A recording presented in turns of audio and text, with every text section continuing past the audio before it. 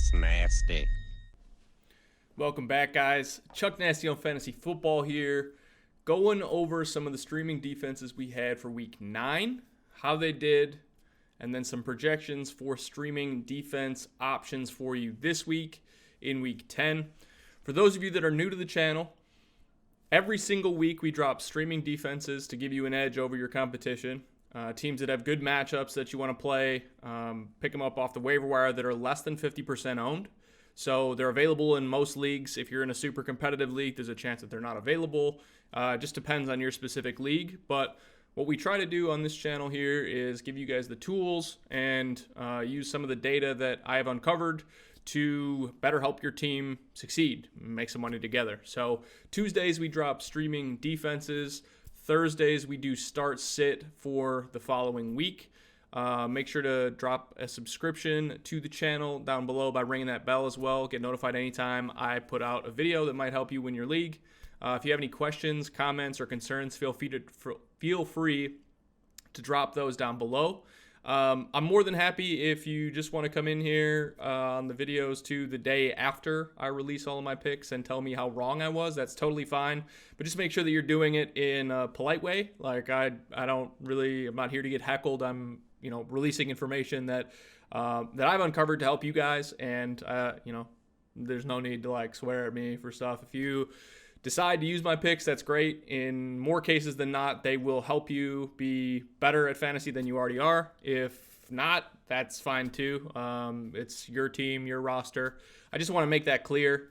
There was a couple of people, I'm not going to mention names, that said that it was really dumb to not start Odell Beckham against Chris Harris Jr. in the Denver Broncos defense last week, or that Baker Mayfield's basically droppable at this point, and that he was going to have the ball and throwing touchdowns. He scored 16 points this week, which is not good. And Odell Beckham had a total of 80 yards with no touchdowns. So we were pretty much right in our assumptions from last week. I just want to make sure that you guys are aware I'm not always right. I don't have a crystal ball. I can't project the future. But what I can do is use linear regression to kind of project a trend on which teams are doing really well, which players are doing well and have good matchups, and go from there. So disclaimer aside, let's go into the picks last week.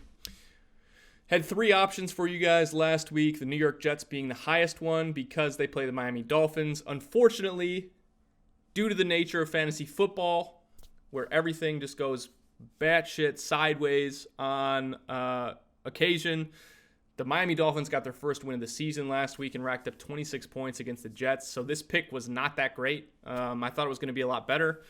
But the Jets had 4 sacks. No interceptions, and the Dolphins scored 26 points against them. The Vegas line originally had expected that they were only going to score 18, so that kind of hurt a little bit, and they ended up only putting up 6 points on D. So not a great option. I was hoping for a lot better, but it is what it is. Sometimes this stuff happens. If you've been playing fantasy for years, you know that even the most consistent things in fantasy are inconsistent when we need them to be. So the second option was the Carolina Panthers defense, and they were actually pretty good. They had 4 sacks, 2 interceptions, and they ended up scoring 11 points against the Titans last week. So if you started them, you're probably pretty happy with the results. And then the third one was the Philadelphia Eagles at home against the Chicago Bears, just because Trubisky has looked awful, and there were some other indications in the Vegas over-under total points scored that the Eagles were going to have a good week. So they had 3 sacks, only allowed 14 points, and they didn't have any interceptions, which is kind of surprising because it is Mitch Trubisky. But they scored 6 points. So not great, but not terrible either. If a defense is giving you positive points, you're usually okay with that. But let's go to the picks for this week. So this week, and if you watched last week's video, I do a forward-facing future pick, which is going to be of great use to you this week, which is the Indianapolis Colts, because they play the Miami Dolphins. Now, pretty much every single team that plays against the Dolphins is going to be at the top of the projections just because the Dolphins are so bad. Unfortunately, it kind of blew up in our face last week. That doesn't mean that it will be that way always. But the Colts are a pretty good team. So this is going to be much better than originally thought last week would be. So Vegas says that the Dolphins are only scoring 17 points. And Ryan Fitzpatrick likes to chuck the ball, so his interception rate is above average. So I like our chances for the Colts having a turnover, maybe a couple of extra points from sacks or a fumble recovery as well. So they are my highest streaming option this week. I hope you picked them up last week because they're probably not going to be readily available the rest of this week, but a great option.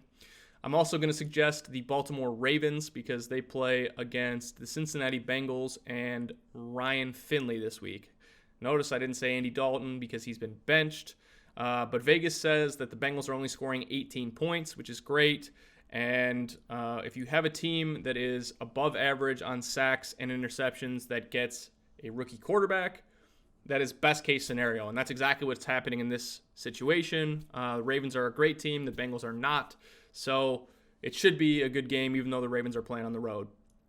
And then the third pick that I have for you is the New York Giants, who are above average in sacks, and they play against Sam Darnold and the Jets, who looked awful last week against the Dolphins.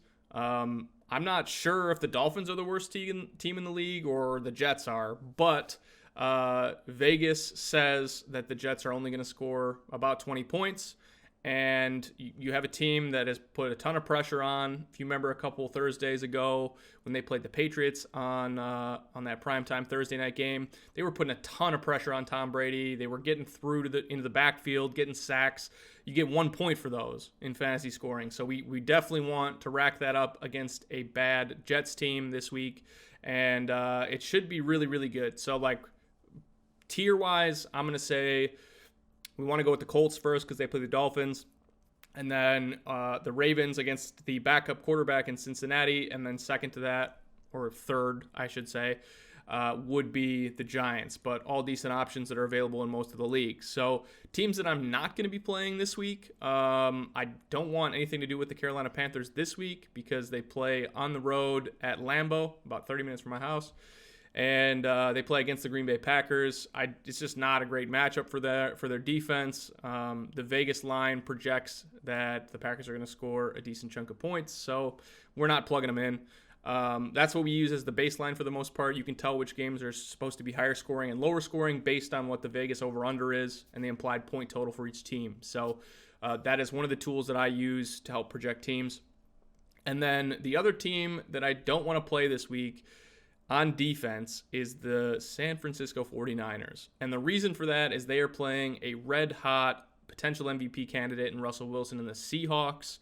And Vegas says that there are 26 or more points being put up against them. So, it's one of those deals where it might not be a great matchup. And the 49ers are playing at home. They're a great defense. I don't think that it's going to be something that you want to play this week. So consider one of the streaming options that I mentioned above. And then before that, or future facing, I should say, is the Washington Redskins. Now, this is one of those stashes that we had used a couple weeks ago. I usually look a week or two in advance. And they play the Jets. So you can put them on your bench and then in a couple weeks throw them out there.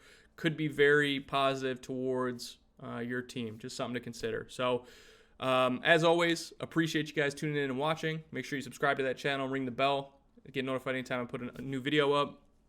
And we just had our first order come in from the new clothing apparel store. I'm wearing some of it. It is an athletic fit from Gummy. All that information is going to be down below in the show notes, so take a look at that. Use my discount code if you're interested in buying anything. I got some pretty sweet joggers and hoodies if you want to support the channel. So appreciate you. Good luck this week, and we'll see you on Thursday.